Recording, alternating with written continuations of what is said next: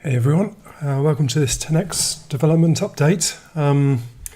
So this is live stream number 17. So for those of you who are just discovering 10x, there's a playlist on YouTube where you can go back and see all of the previous live streams and development updates going back over the years now. So this is the first live stream I've done in a while, as you probably realise. I had to take some time off and I had to reduce the amount I was working, but now hopefully I'm back to full force. So that's been the reason why it's been such a long time since the last update. And what I've been working on is the syntax highlighting, a general system of syntax highlighting using regular expressions, so that we can get any language syntax highlighted, coloured properly. It's been a fairly big task, but having the time off has given me a lot of time to think about it and come up with a system that I'm happy with. So that's what we're going to talk about today. I'm going to go into how it works and why I designed it the way I did. And so for those of you watching live, as always, do ask questions as we go in the chat window. So let's get started. So I know there are various syntax highlighting systems out there that other editors use, and I had a brief look at them, but I wanted to write my own to see if I could come up with something different, something slightly better maybe. So I didn't want to look too much at what other people had done. I wanted to come up with my own system, but it turned out fairly similar, I think, to quite a few of the systems out there. So let's take a look at the files. So in AppData, in the 10x settings folder, you'll see a new folder called syntax highlighting, which has a load of .10x syntax files in. And there's one file for each language. Now, it doesn't matter what these files are called, that doesn't affect anything. But for example, the CPP one, if we open that up, let's take a look.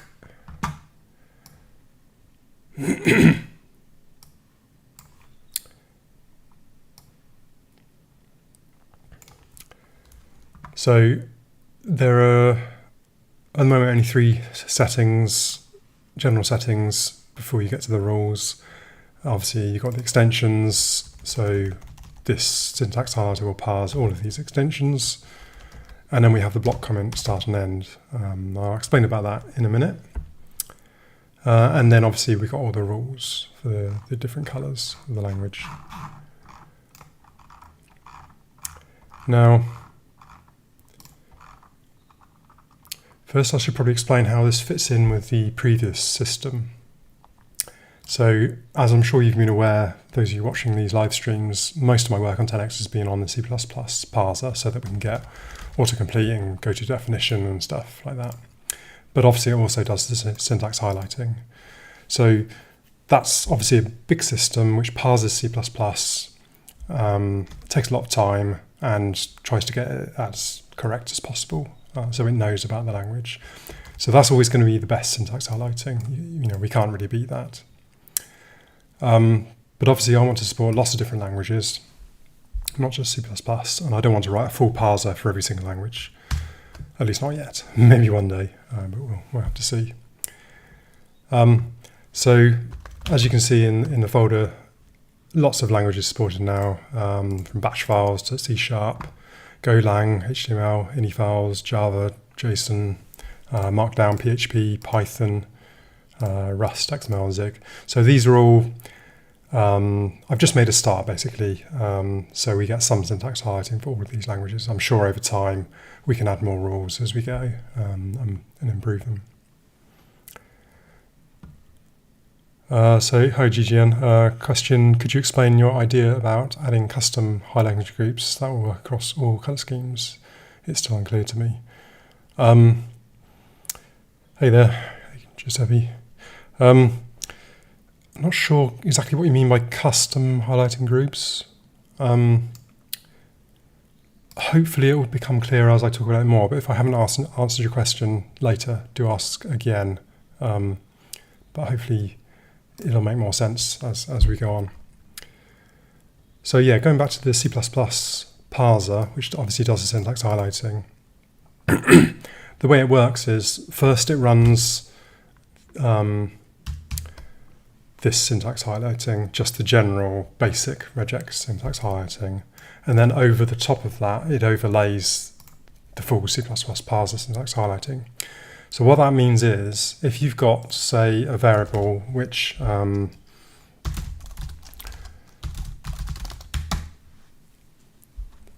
is that, then so this is without the syntax, the regex syntax highlighting. So the C++ parser doesn't know what something is, so it's white. So you can see that it hasn't parsed it, it doesn't know what it is, you can't go to definition or anything on it. And the same thing happens for if-def out blocks. It does some syntax highlighting, but not all of it. So what happens when we enable the regex syntax highlighting? It runs that first, and then anything that the C++ parser doesn't parse, it will fall back to the regex parser. So this is being coloured by the regex parser. So now you won't see white unparsed text anymore. It'll always at least try and colour it correctly, even if the parser doesn't understand it. So that's the first thing to understand.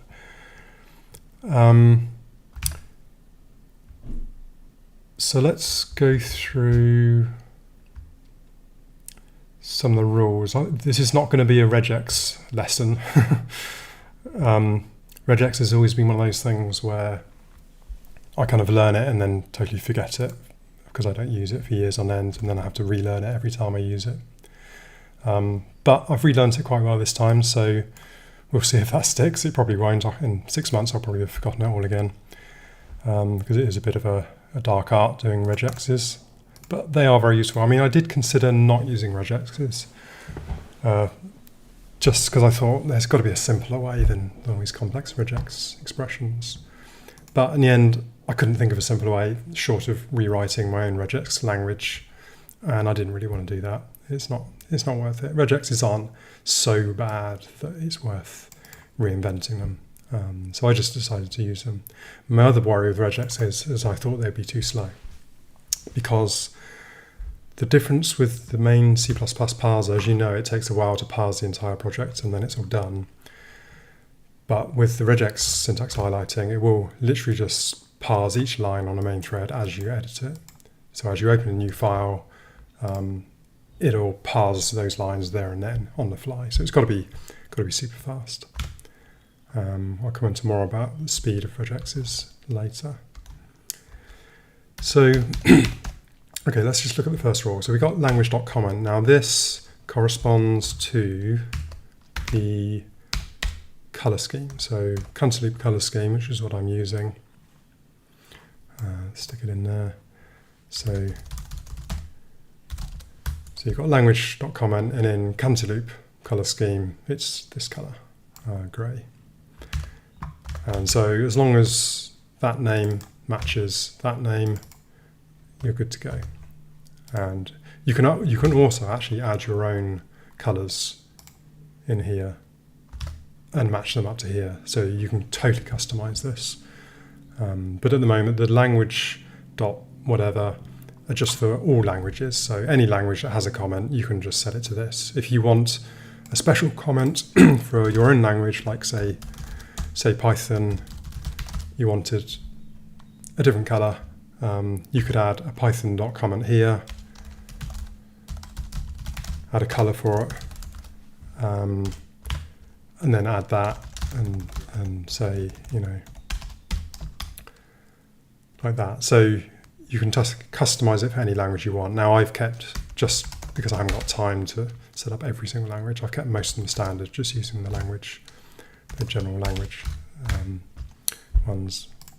But yeah, you can add more if you want. Okay, so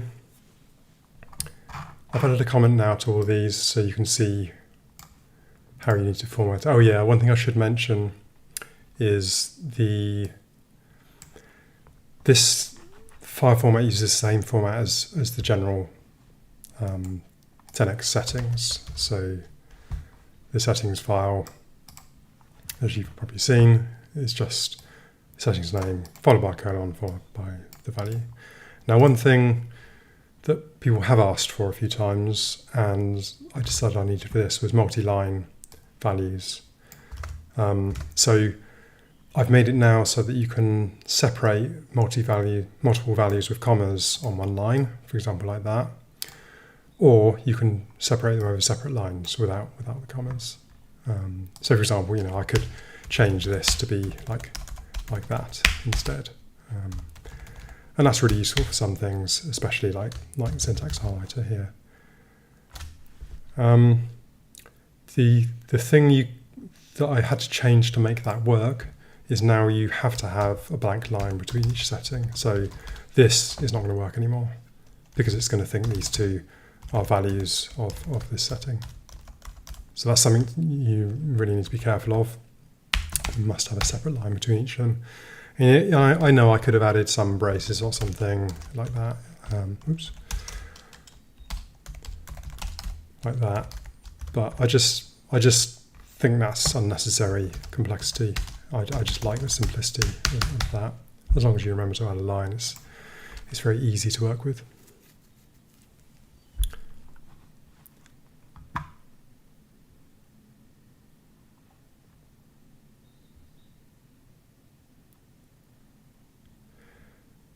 Okay, so yeah, GGN, your question, the Python comment you mentioned, I was thinking of adding common use groups that all highlighting rule files will use, and all the same color schemes will have values out of the box.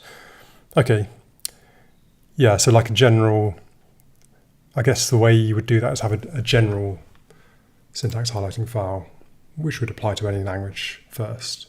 Is that what you mean? You don't have to add one custom one if necessary. Yeah, so like default values, that's a good idea. Yeah, I kind of like that. Hey there. Yeah, that's definitely something I could do. Add a general. I don't know how. Because all languages use different comments, and I guess some of them, like numbers, might be even they're not really that general. Yeah, some of the general stuff which you probably don't need to do for each language. So yeah, that's definitely something we could do.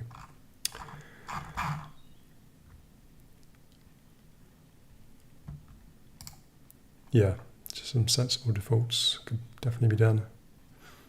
Okay, yep. Yeah, we can definitely discuss that more. Someone's saying you can use 10x for C# Unity. Brilliant, that's good. Keep in mind you're not going to get all the parser stuff for C# yet. It's simply just the syntax highlighting, the colouring.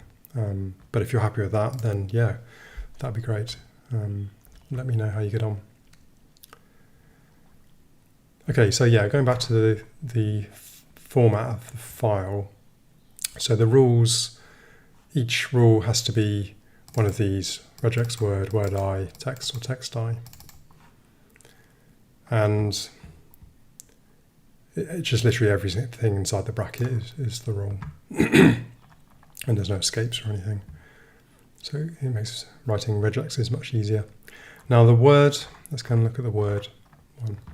The word is important because mainly I just use it for the language keyword, and some languages have a lot of keywords.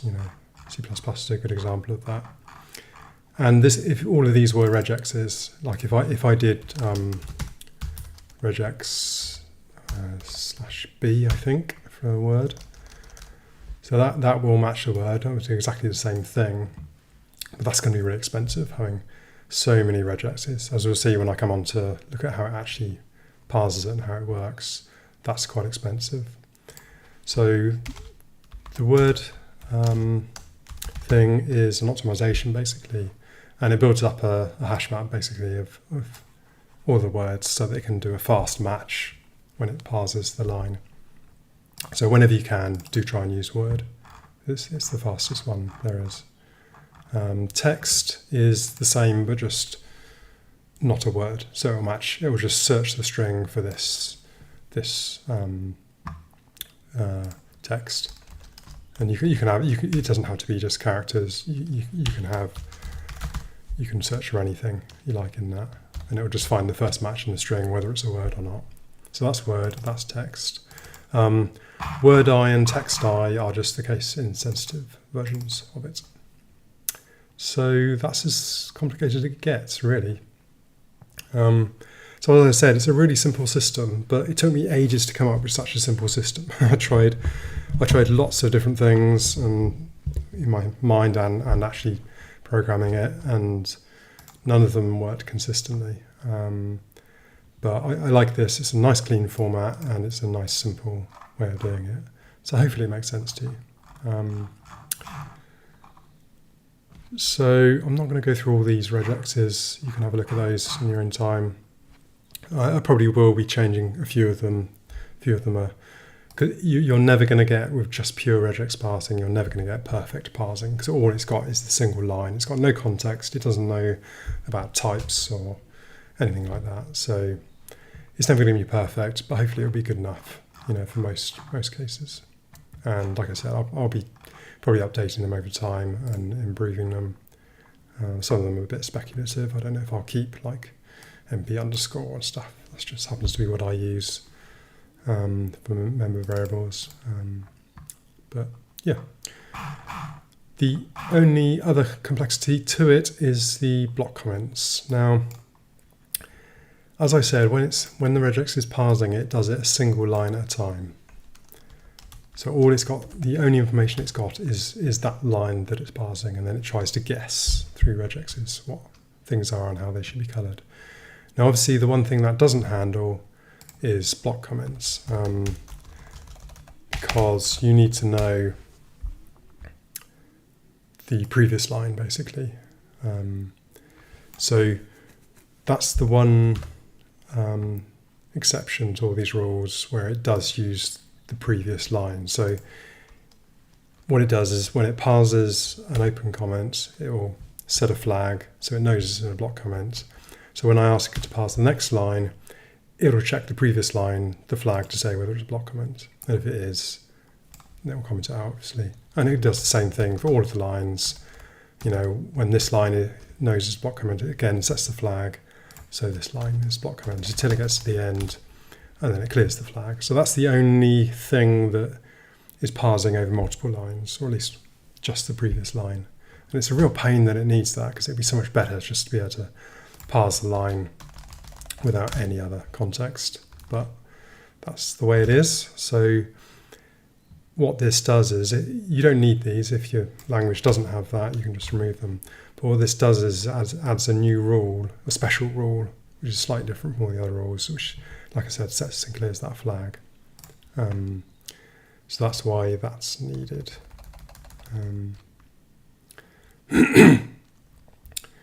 Okay, so if there are no more questions on the actual CPP 10x syntax file,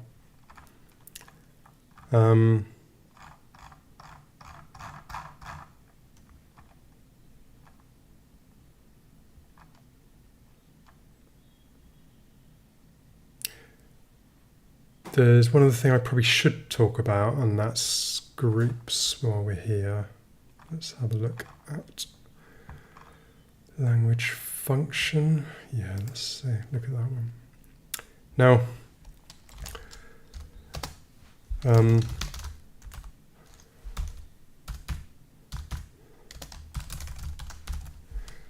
so this parses a function. So basically it takes a word, so that's this, any letter. I should add any number as well. I don't know why I haven't done that. Anyway, I'll add that. Oh, sorry, it's this one. But anyway, I haven't added numbers in there. Yeah. So anyway, it parses the function name, which is this, one or more of these characters. Oh, sorry, that's just the start of it. So it has to start with a letter or underscore, one or more of those, and then any number of word characters. So that's everywhere in C++. That's how a variable or function name must be defined. And then this is just an escape character. Then I want an open bracket. So any function name followed by an open bracket, I assume is a function and colour it purple in this case. So I don't want the open bracket to be coloured purple as a function because that would be weird. So what I do is I enclose this function name in brackets, which is called a grouping in Regex. And what I do when there's a match, I take the first group and I only colour that group. Okay, so the whole match is this. That's what Regex will return as a match.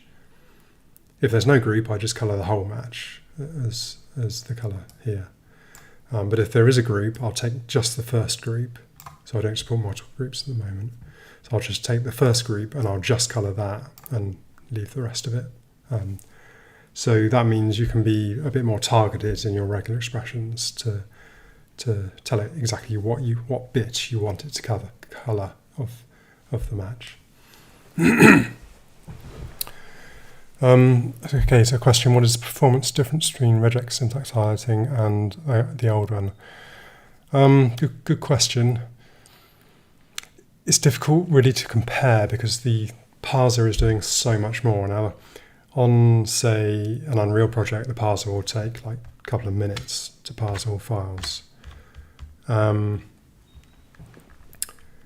Which is obviously going to be a lot slower than just the Regex stuff, but then it's doing an awful lot more than just the syntax highlighting. Excuse me. So in theory, the Regex one should be a whole lot faster than parsing. And I think it is, depending on what regexes you use. Obviously, you could make it a lot slower, but in general, it's a whole lot faster, and I can do it on the fly on the main thread as you're editing code. So yeah, it should be quite a bit faster. I'll talk about speed of the regexes in a bit. So does this mean the editor can help autocomplete function signatures for any language? No, this is literally just for colouring. So there's no autocomplete or go to definition or anything. Literally, all I give it is that one line it wants to parse, and it parses that line and then forgets about it. So there's no retained state or anything. So it doesn't understand the code, it doesn't remember anything. I mean, I could add matches that kind of do that, where you could have a general parser that matched things. Yeah, it's possible. I'll have a think about that. It might be better to do a general parser than the way I've done C++, but obviously you'd only get limited functionality. Yeah, no, you give me something to think about there. It's definitely something I could do in the future, but no, for now it's just literally the colouring. So yeah, I was just talking about grouping, so that's something you need to know about. And I think that's everything on the actual file.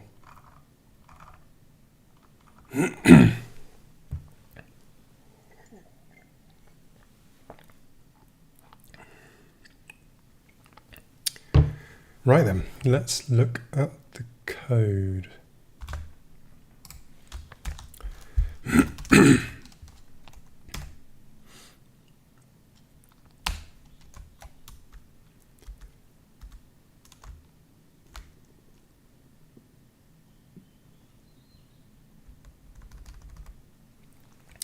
So I've got a general syntax highlighter class.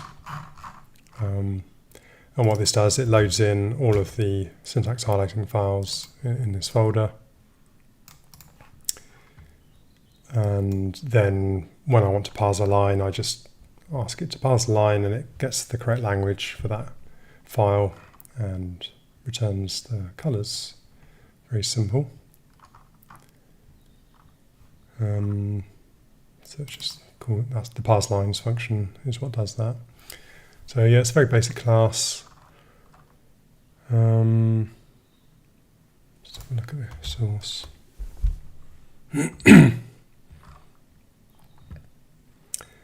So this is a language, and it contains a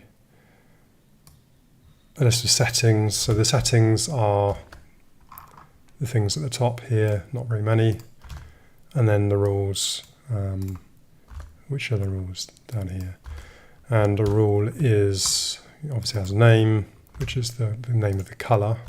And then depending on whether you're using regex or text or Word, it has a load of values, or regexes. So let's have a look at the parse lines. So it needs the file name to know which language to use, obviously. And then you pass in all the lines you want to parse and the index and the count. So, for example, if you're editing code and you edit a few lines, it will just give the index, say I deleted those lines, or say I added a load of lines, say I did that. It'll give the index for that line and the number of lines it needs to parse. So it's doing it on the fly as you're editing code.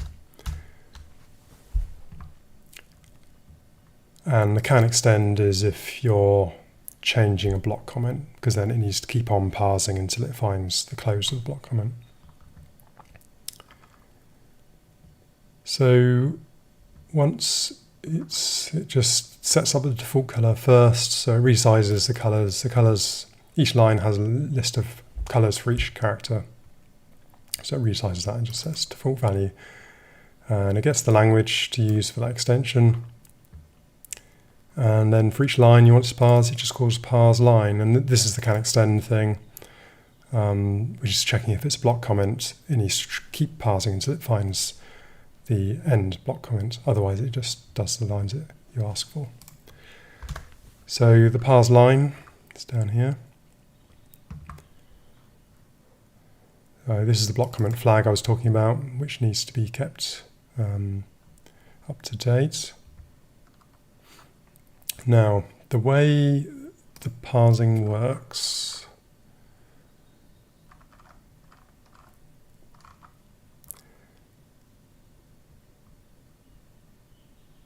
okay, so first it has to check if it's in a block comment, because then we don't need to do any parsing at all. We just colour the whole line as a comment, which is very easy, and we check the line for a comment block end and then clear the flag if it is. So if it gets a comment block end, it just clears the comment block flag, and then we know where we are.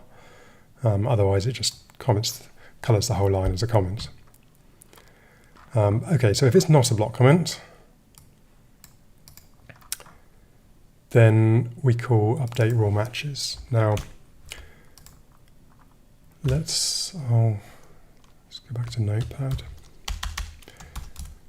It's probably going to be easier if so let's say we have 10 rules.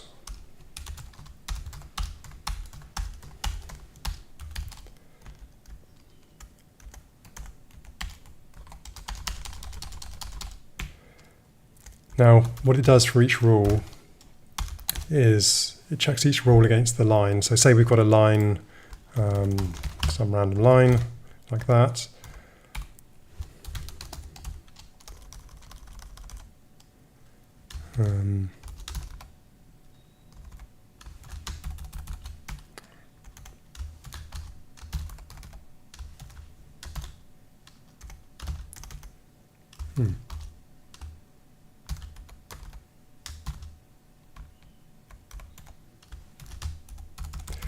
So let's say, mess that up. Let's say we have 10 rules and we're matching it against this line. So for each rule, it checks where there's a match. So for example, the word, say that's a word match, it finds that. So it's going to find, this is index and count. So it's going to find a match at 0 index of length 5. And let's say this rule matches this one. So that's going to be 6 and however many that is, I don't know. So you get the idea. So for each rule, it sets a range. So this is what the update rule matches does. When it first gets a line, it runs every single rule on this line, finding the index and the range of the match. If there's no match, it leaves it at -1. So you have some that match, and some that don't.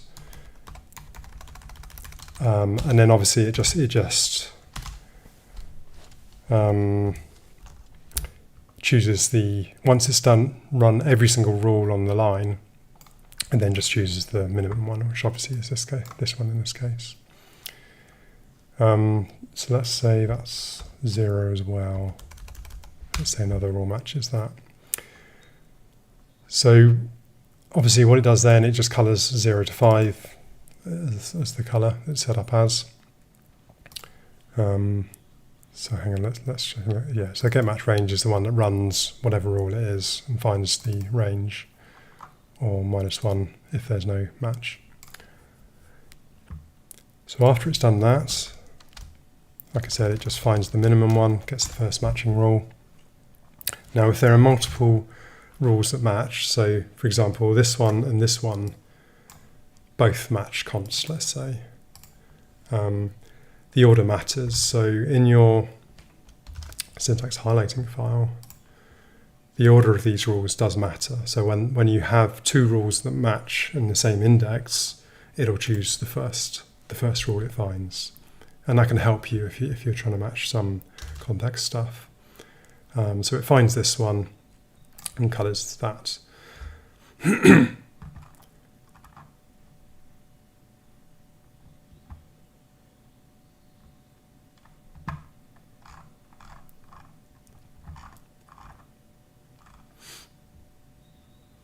Oh yeah, that's finding the block commit start. So then we know we need to colour comments at the end of the line, obviously. And this is just a simple code which gets the colour, name and the colour value, and then applies the colours. So really simple. And then we have to go through the whole thing again, because obviously we can have multiple matches in a line. So then we need to go around the whole thing again. So what this update, we call the update rule matches again. And what we need to do first is, we know we've matched from 0 to 5, so we know we can scrap any rule which is less than that. So any rule that matches less than index 5, we can get rid of. Anything that matches after, so say this one, this match, we can leave as it is. We don't need to run that rule again, which is quite nice, because we know that's still a valid match. But anything less than that, say this one, what we do is we run the rule again. So this one obviously we need to run again, and let's say it doesn't find another match, so we just set it to -1, 0, so we know we don't have to run that rule again. It doesn't match, we can ignore it from now on. And the same here, we ignore that one. Or it might match later on. We might find another match like that. That's fine. We leave that as it is. So we update all of these rules that need updating. We ignore the ones that are -1 because we know they didn't match anything last time. So again, each time we run this, we're only running the rules that need to be run, and that's really important because otherwise it does add up. If you ran every single rule every single time, it would be quite slow. So that's a nice optimization. And then obviously, once we've run all the rules and updated all of their the ranges, we again just pick the lowest one, which again will be this one, which is this one, then we colour that, etc. And then we run again and again and again until we get to the end of the line. So that's the way it works. And these rules are every single rule like this. So essentially, this is rule 1, this is rule 2, this is rule 3, this is rule 4, etc. It kind of ignores the colours. It doesn't really matter. It's the order that matters when it's running the rules. So every single rule is run separately on the line and generates its own index, and then it chooses the least index. So hopefully that kind of works as you would expect it to work. And it's pretty fast because it's only running the rules that it knows it needs to and doesn't run them multiple times on each line.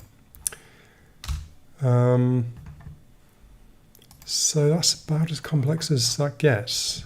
It's really simple and it runs pretty quickly. And that's probably it for the actual parsing. Now,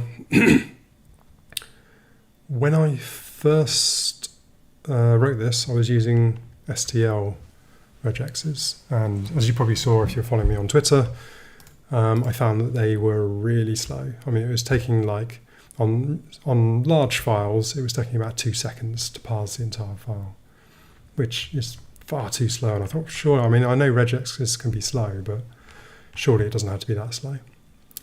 And someone recommended I use RE2. And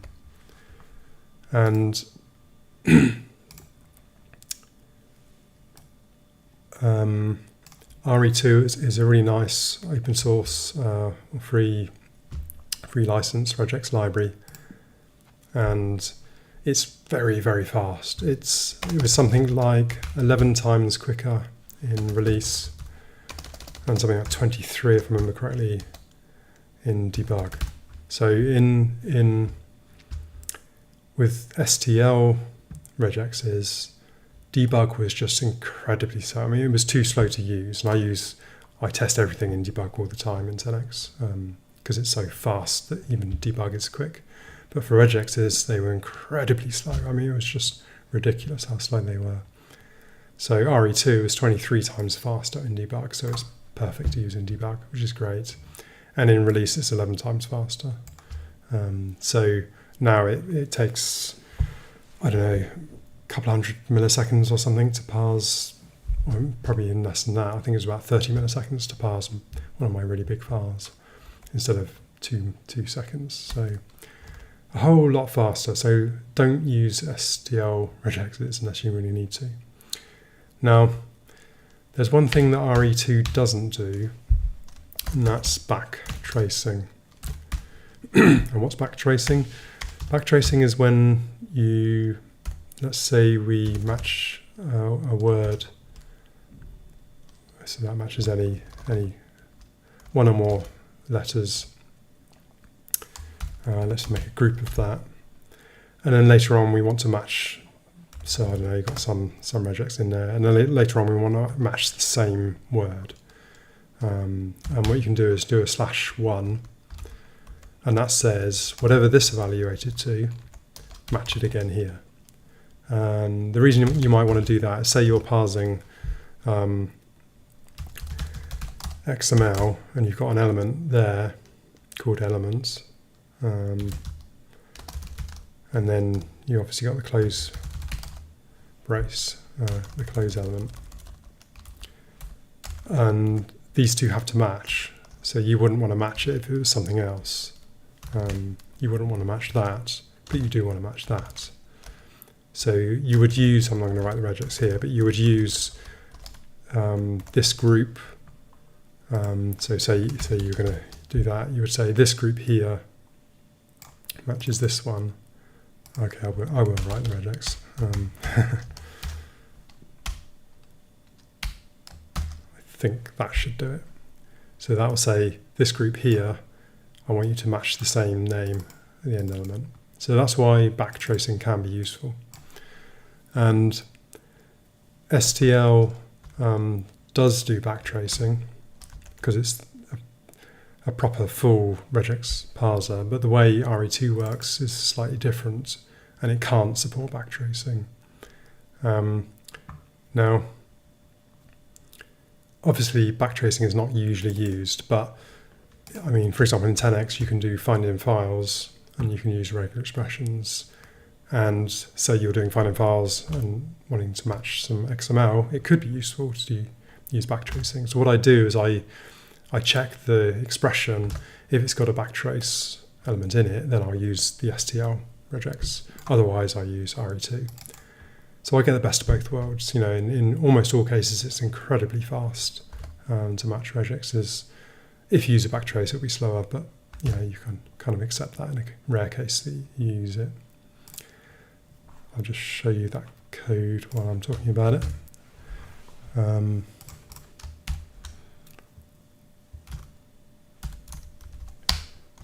This is my regex class, which basically just takes a string, constructs the regex value, and then you can call match on it, and it gives you the match result back. And this just has a block of memory that either initializes an STL regex, wide char or single char, or it initializes a RE2 regex.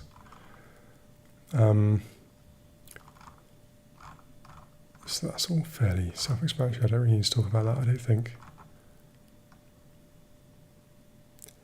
So the only reason I really created this wrapper is so that I can standardize the results and how to use it. So the match result just has whether it succeeded and then the range of the match. Really simple. And then I can replace any regex I want in here. So in the moment, like I said, I've just got STL and RE2. So that's that.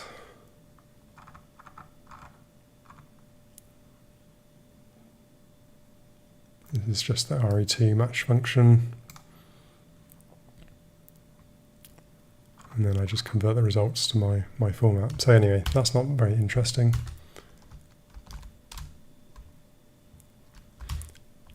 What was I talking about? Oh yeah, backtracing, speed of RE2. Yeah, so when I used STL and it was incredibly slow, before I knew about RE2, I thought, okay, I'm gonna have to thread this. Because I was hoping I wouldn't have to thread the syntax highlighter. Like I've talked about in our previous streams, the parser is highly threaded. Everything is completely threaded in the parser because it's so heavy. But I was hoping I wouldn't have to thread the regex syntax highlighting. But unfortunately, I did, or at least when I was using STL, I did. So I threaded it. So it works in a similar way as the parser. Let's have a look at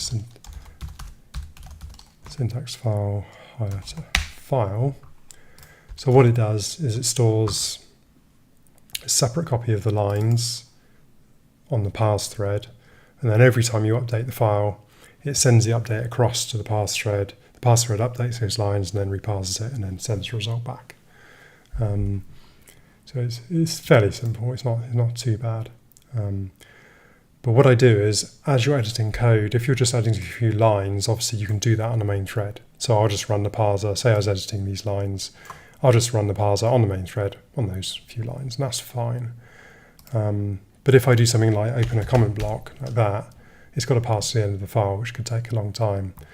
So what I do is, if it takes too long, well, I always run it on the parse thread.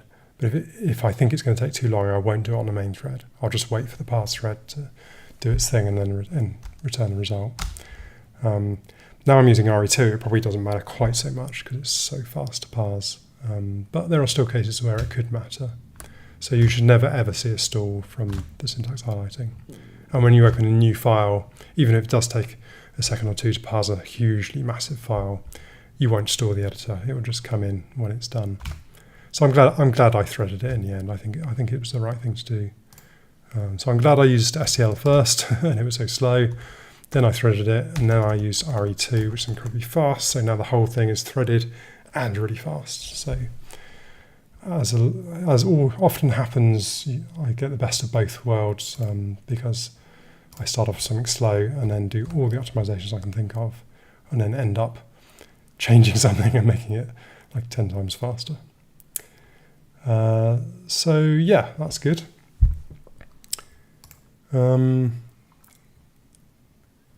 I think there's anything else I was going to say about that. I've talked about the rules, the threading, talked about multi-line, RE2 and backtracing, and I think that's it. So unless anyone's got any questions, do have a play around with these syntax highlighting files. I mean, some of them are incredibly simple if you want to.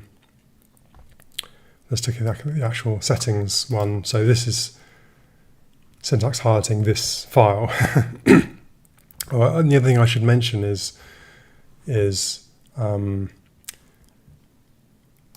when you edit these, so let's say I comment that out, as soon as you save it, it'll update instantly. So I've just removed the comment, regex, saved it, and as you can see, it's updated to this file and all the comments are gone. So I'll put it back, save. So you can play around with it really easily, and it's quite nice to play around with it like that and experiment with things to see what works and what doesn't. So this is just matching the setting name, the setting value, and these regex things. So the keywords, all these. So that's a nice one to look at if you're just starting off. And yeah, let me know how you get on. If you want to add any more languages, let me know. Or if you add a language, it would be great to include that in 10x. So yeah, have fun playing around with that.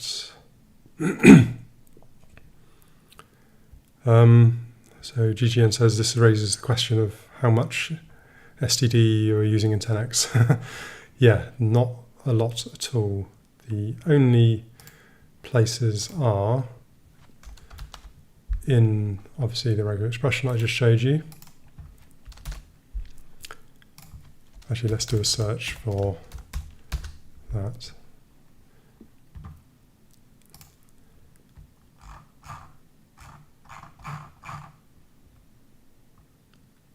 So I use it in atomics because the STL atomic thing is the only real option of doing atomics in a cross-platform way, and it's something they did get right in STL. So I use atomics, I use the regex, and I think that's it. Frame Pro, MemPro, MD5. Oh yeah, do I use it for that? No, that's OpenSSL. No, don't use it for that.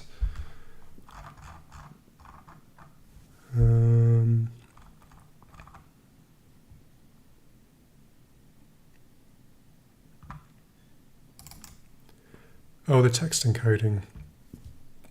Excuse me. Text encoding, I use it. Oh no, that's Lego, isn't it? That's not STL. I don't think. Oh yeah, no it is.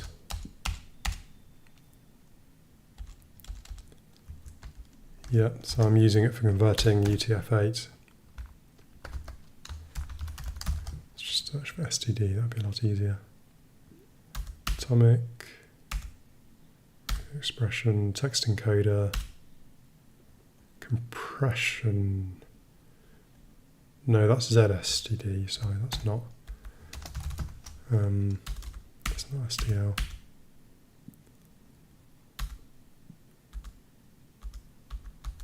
That's all external code. So yeah, that's all I use STL for. Another question. Oh, someone says no, almost no STL other than threading. No, I don't use STL for threading at all. I use the create thread.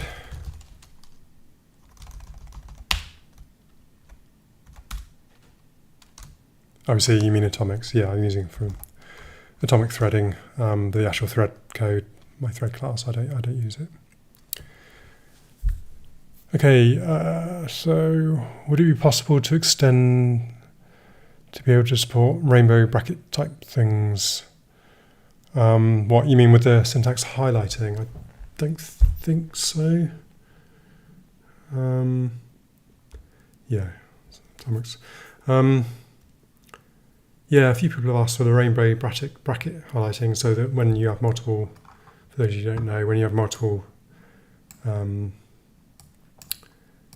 brackets inside other braces inside other braces, then it will colour them different colours, so you can see what depth you're at.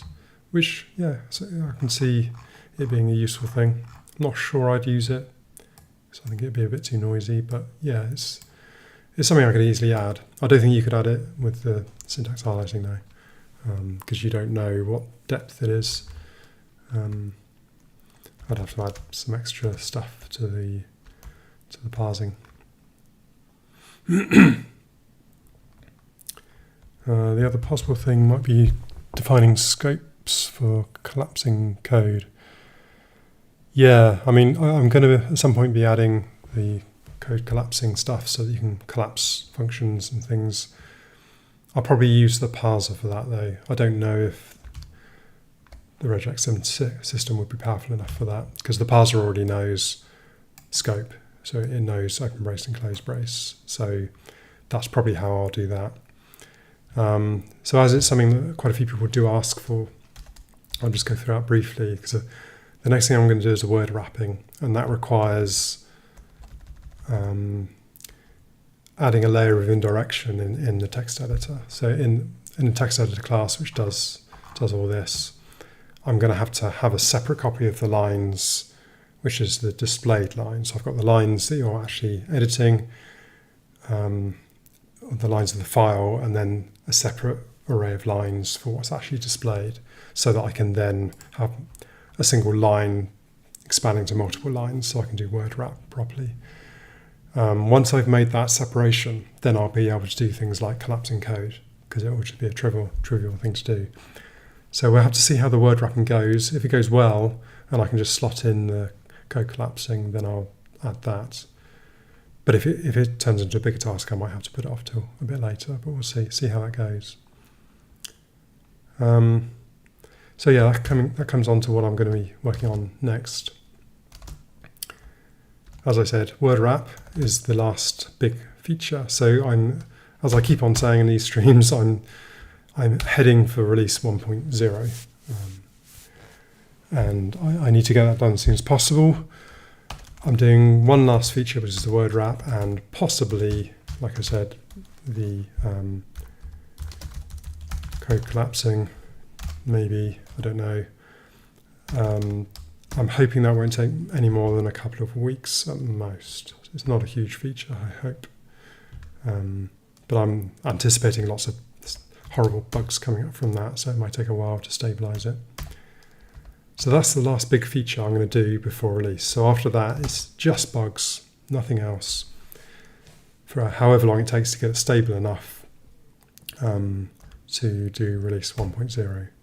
And that's when I'll have to spend some time on marketing and getting the word out there to make a successful product. So that's the plan. I don't know how long it's going to take. Like I said, maybe 2 weeks. Bug fixing, I have no idea. It's going to be months, probably, to stabilize the build. That's the most important thing, to keep it stable. And yeah, the bugs, obviously, as you know, are all on GitHub. And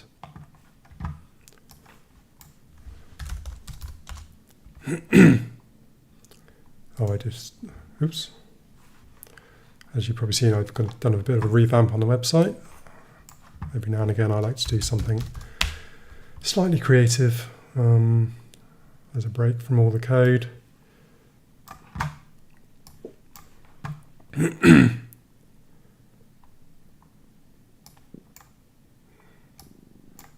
Why is Windows being weird? So what was I doing? Looking at bugs? No, not blog, bugs. So what are you up to now? 520. That's a lot, but not all of them need to do for release 1.0. So as I always say, I'll go through it every now and again and remove any bugs, or, just flag any bugs that need to be done. So yeah, that's the plan. I'm getting close now. I already feel it. I'm getting close to the release. It's very exciting. And yeah, thanks to everyone who supports me. It's really appreciated. We're getting there. 80 backers, which is fantastic. And the Discord is going well. So yeah, do join on the Discord and ask questions, report bugs, things like that. And yeah, hopefully I'll see you next time. So maybe in a few more weeks, maybe 3 weeks' time, I'll do another stream. So yeah, until then, enjoy using 10x and take care. And I'll see you next time. Thanks a lot.